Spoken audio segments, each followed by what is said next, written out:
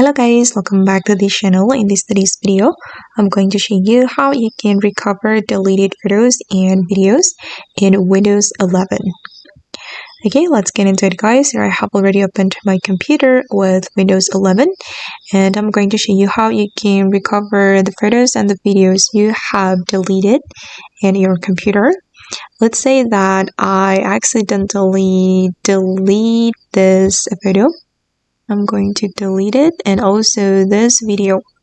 Okay, and if you want to recover them guys, you can go to the recycle bin. Open up the recycle bin and then you can select the photo and the video that you want to recover. And this is the photo I have just deleted. And then if you want to recover, you can click on restore the selected item like this. That's so simple. And here you can also restore all items you have deleted, and your photos and your videos will be back to your folder. Yeah, that's so simple. Okay guys, and that's all the way to recover deleted photos and videos in Windows 11.